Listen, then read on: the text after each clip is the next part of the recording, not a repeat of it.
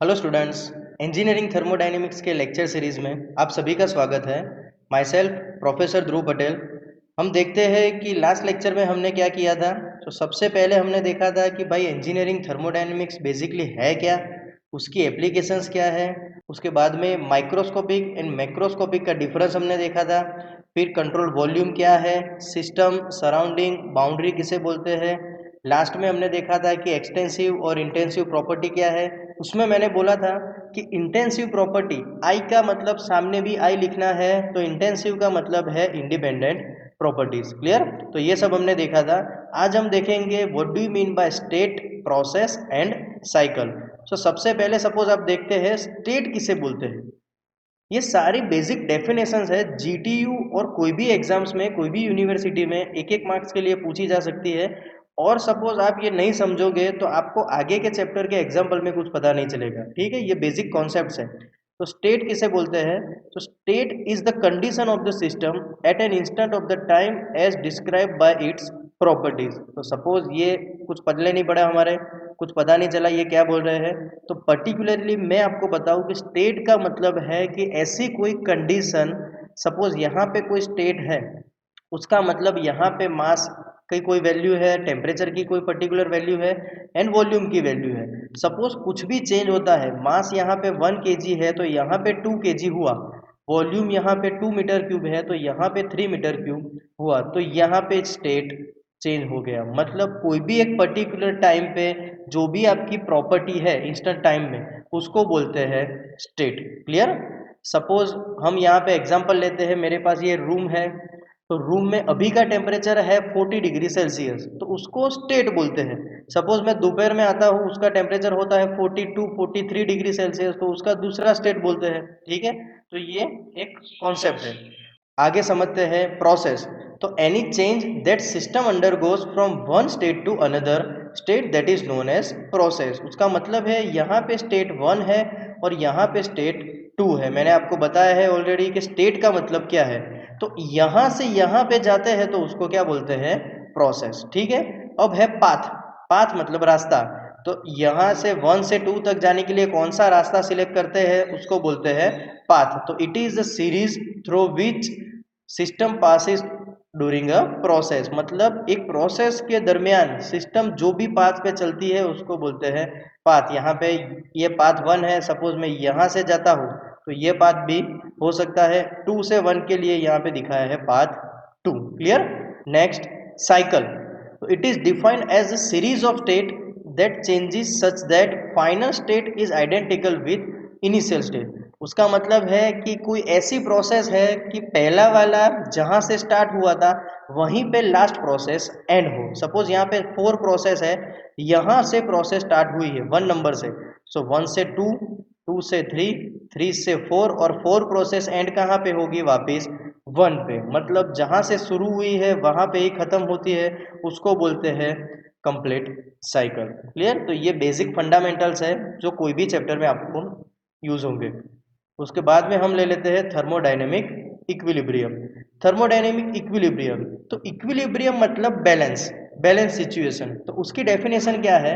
A system is said to be in a thermodynamic equilibrium if the value of properties is the same at all point of the system. मतलब कोई भी point पे system की value property की same रहती है, उसको बोलते हैं thermodynamic equilibrium. Thermodynamic equilibrium particularly बहुत लार्ज कॉन्सेप्ट है, उसको हम थोड़े टाइप्स में डिवाइड करते हैं।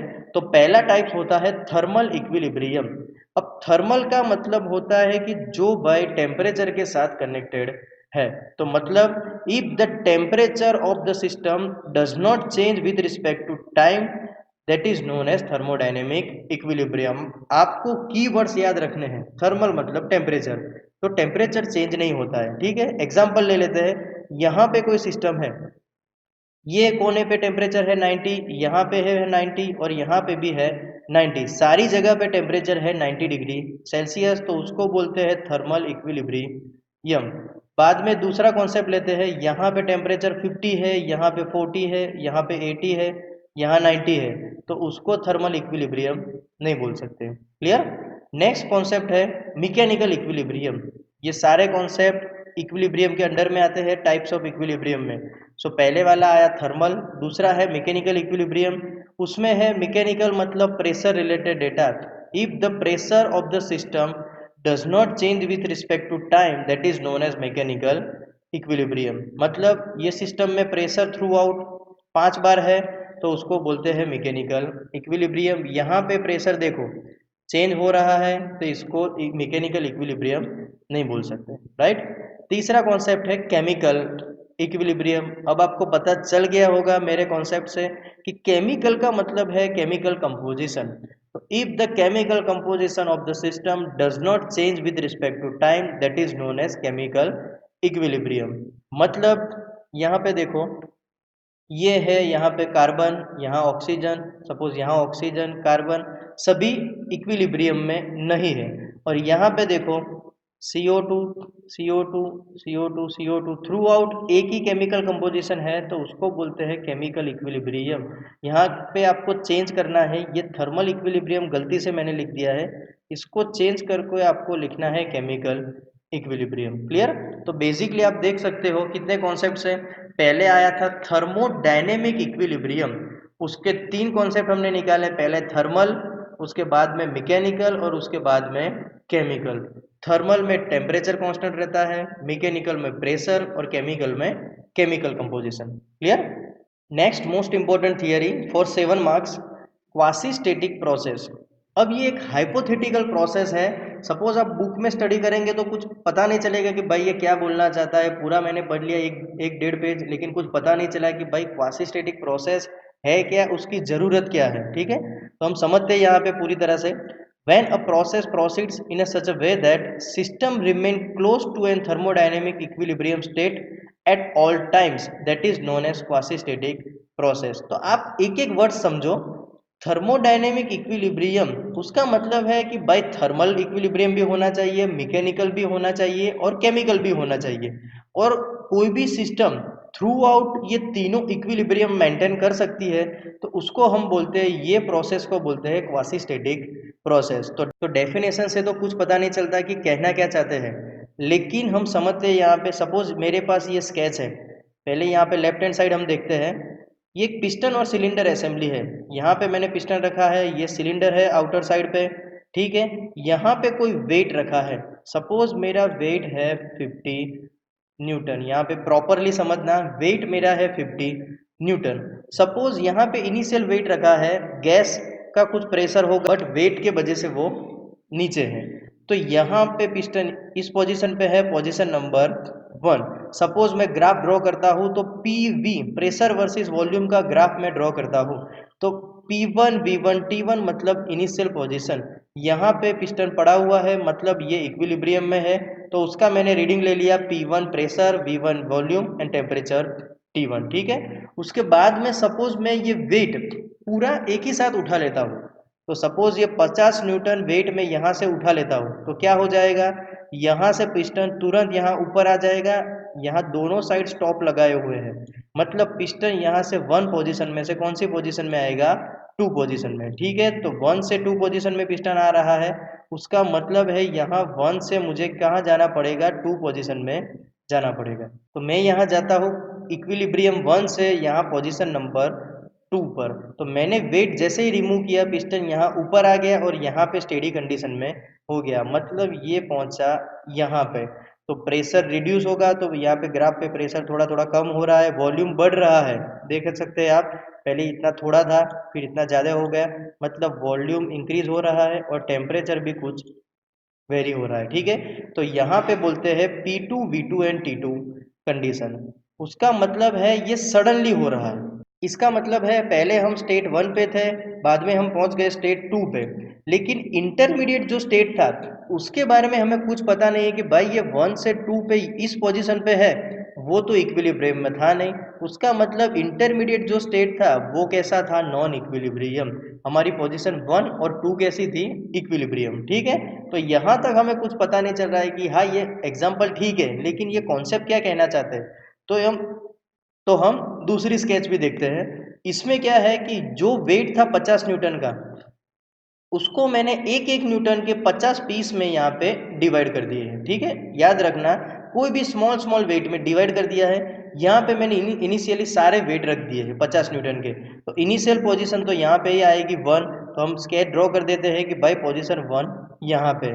उसके बाद में सपोज मैं एक वेट ले लेता हूँ 1 न्यूटन का, तो ये हो गया 49 न्यूटन। फिर दूसरा वेट ले लेता हूँ तो 48, फिर 47, ऐसे करके एक एक वेट रिमूव करता हूँ। तो ये इनिशियल पोजीशन 1 पॉइंट पे से यहाँ पहुँचेगी 2, 1.1 पे 1.2, 1.3, 1.4, 1.5, ऐसे करके धीरे धीरे धीरे धीरे ये पोजीशन ऊपर तक जाएगी। और जब भी सारा पूरा का पूरा ये वेट रिमूव कर देंगे हम, ठीक है, वहां पे हम पहुंचेंगे फाइनल पोजीशन पे। ठीक है, तो यहाँ पे अलग क्या है, तो हमने ये वेट को डिवाइड किया है, मतलब 1 से 2 तक हमारी जो दूसरी पोजीशंस होती है, सपोज यहाँ से 1 से ए जाता है, यहाँ ए है, फिर यहाँ बी, यहाँ सी, यहाँ डी, स्केच में हम दिखा रहे हैं देखो। तो ये सारे पोजीशन पे पिस्टन स्टेडी होता है, मतलब इक्विलिब्रियम कंडीशन में आता है, और उसके बाद में आगे की प्रोसेस में जाता है। मतलब 1 से 2 पे हम जाते हैं, उसके बीच में भी सारी प्रोसेस इक्विलिब्रियम में है।